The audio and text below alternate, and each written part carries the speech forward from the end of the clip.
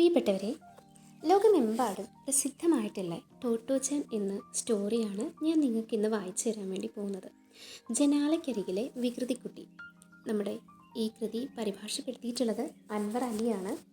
ഇതൊരു ജാപ്പനീസ് കഥയാണ് കേട്ടോ. അപ്പം നമുക്ക് കഥ ആരംഭിക്കാം. ഫസ്റ്റത്തെ ചാപ്റ്ററാണ് റെയിൽവേ സ്റ്റേഷൻ. ഒയ്മാച്ചി ട്രെയിൻ ജിയുക്കോക്ക സ്റ്റേഷനിൽ വന്നു നിന്നു. ടോട്ടോച്ചാൻ അമ്മയുടെ വിരലിൽ തൂങ്ങി ഗേറ്റിലൂടെ പുറത്തു കടന്നു. ആദ്യമായാണ് അവൾ തീവണ്ടിയിൽ യാത്ര ചെയ്യുന്നത്.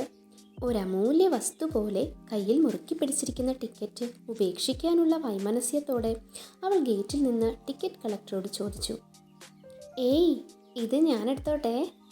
പറ്റില്ല, ടിക്കറ്റ് കയ്യിൽ വാങ്ങിക്കൊണ്ട് അയാൾ പറഞ്ഞു. ഹോ, ഇതത്രയും നിങ്ങളുടേതാണോ? ടിക്കറ്റ് നിറഞ്ഞ പെട്ടിയിലേക്ക് മിഴിച്ചു നോക്കിക്കൊണ്ട് അവൾ ചോദിച്ചു. അല്ലല്ല, ഇതൊക്കെ റെയിൽവേ സ്റ്റേഷൻ്റെ വകയാ. പുറത്തേക്ക് പോകുന്നവരിൽ നിന്ന് അയാൾ ടിക്കറ്റ് ശേഖരിച്ചുകൊണ്ടിരുന്നു. കൊതിയോടെ പെട്ടിയിൽ നിന്ന് കണ്ണെടുക്കാതെ ടോട്ടോച്ചാൻ പറഞ്ഞു.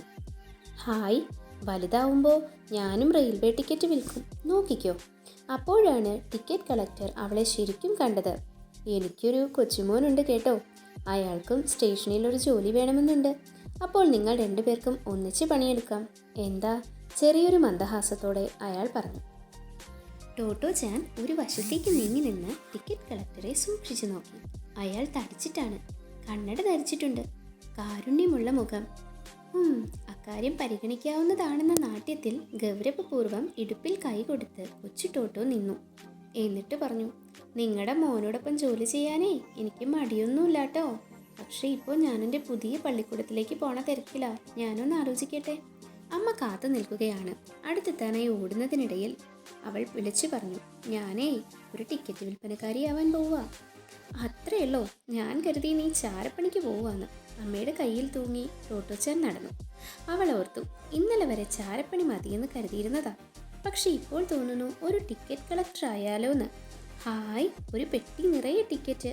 ഇനിയിപ്പോൾ എന്താ ചെയ്യുക? അവൾ ചിന്തിച്ചു. ഒരു ഉഗ്രൻ ഐഡിയ തോന്നി. തല ഉയർത്തി അമ്മയുടെ മുഖത്തേക്ക് നോക്കിക്കൊണ്ട് അവൾ ആവുന്നത്ര ഉച്ചത്തിൽ ചോദിച്ചു. അമ്മേ, അപ്പോൾ ടിക്കറ്റ് വിറ്റുകൊണ്ട് ചാരപ്പണി നടത്താൻ പറ്റുമോ? അമ്മ മറുപടി പറഞ്ഞില്ല.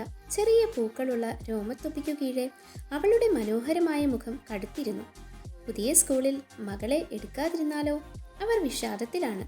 തനിയെ പിറുപിറുത്തുകൊണ്ട് റോഡിലൂടെ തുള്ളിച്ചാടി നടക്കുകയാണ് കൊച്ചു ടോട്ടോ. അവർ ഒട്ട് ആർദ്രതയോടെ അവളെ നോക്കി.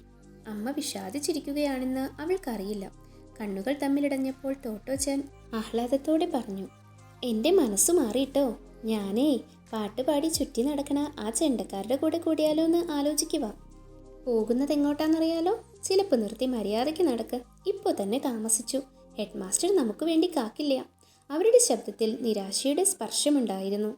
മുന്നിൽ ദൂരെയായി ചെറിയൊരു സ്കൂളിൻ്റെ വാതിൽ കുറേശ്ശെ കാണായി.